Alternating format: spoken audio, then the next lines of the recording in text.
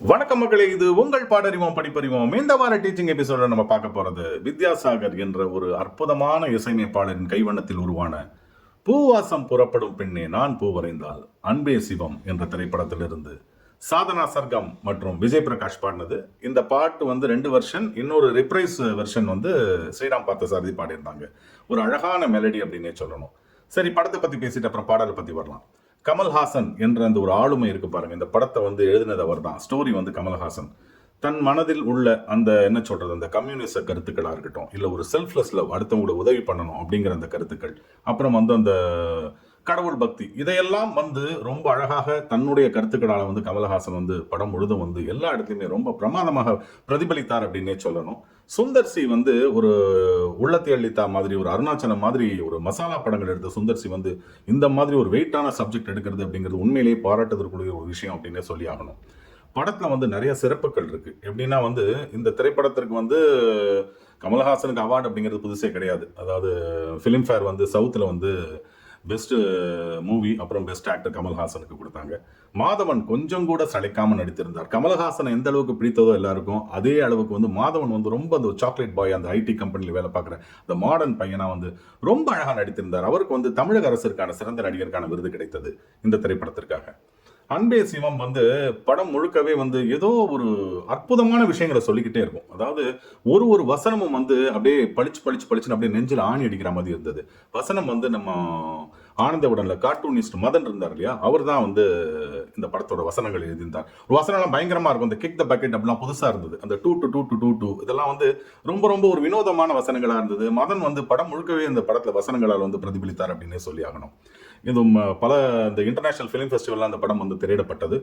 இந்த சிறப்புகள் எல்லாம் வந்து கொண்டு வரதுக்கு காரணம் அப்படின்னா ஒரே ஒரு ஆளுமை தான், அந்த கமல்ஹாசன். நிச்சயமாக வந்து ஒருத்தரோட 2 விதமா இருக்கும் கமலோட கேரக்டர்ஸ். அதாவது நல்லா அப்புறம் சிவம். நல்லா அப்படிங்கிறது எப்படின்னா வந்து அந்த ஒரு ஒரு ஒரு குரூப்பா இருப்பாங்க. அவங்க எல்லாரும் வந்து ஒரு இதுக்கெல்லாம் போராடுவாங்க, வேஜஸ்க்கெல்லாம் போராடுவாங்க, ஒர்க்கர்ஸோட வேஜஸ்க்கெல்லாம். அப்புறம் அது ஒரு விபத்து நடக்கும். அந்த விபத்துக்கு அப்புறம் சிவம் அப்படின்னா எல்லாரும் கூப்பிடுவாங்க.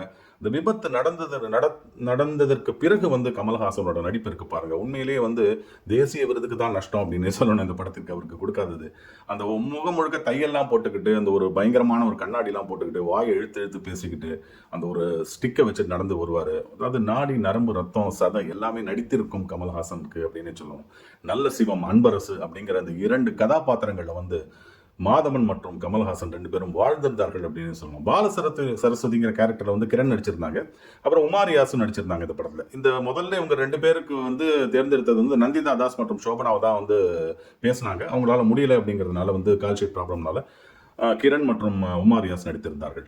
பாடல்கள் வந்து இந்த திரைப்படத்திற்கு மிகப்பெரிய ஒரு பலம் அப்படின்னே சொல்லணும். அதுவும் வித்யாசாகர் மாதிரி ஆட்கள்கிட்ட வந்து பாடல்களை கொடுத்தா வந்து ஒரு மெலடி நச்சுன்னு கொடுத்துருவாரு. மலரை மௌனமா மாதிரி எத்தனையோ அற்புதமான பாடல்கள் கொடுத்தவர் அவர்.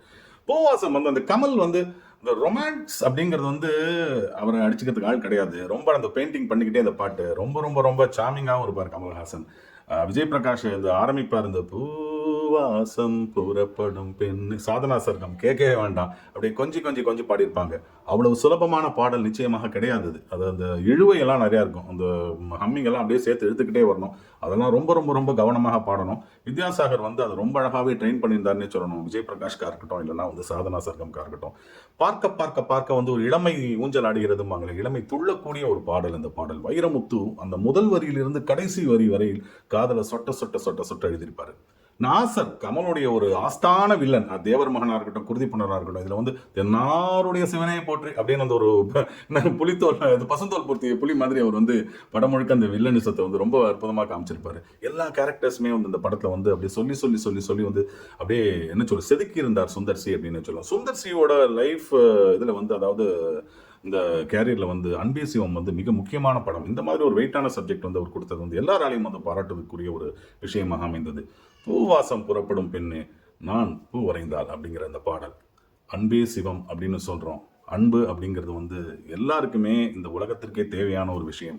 இசை அப்படிங்கிறதும் நிச்சயமாக ஒரு அன்பை பிரதிபலிக்கக்கூடிய இன்னொரு விஷயம்தான். இது கடவுள் அமைத்த மேடை. நன்றி மக்களே.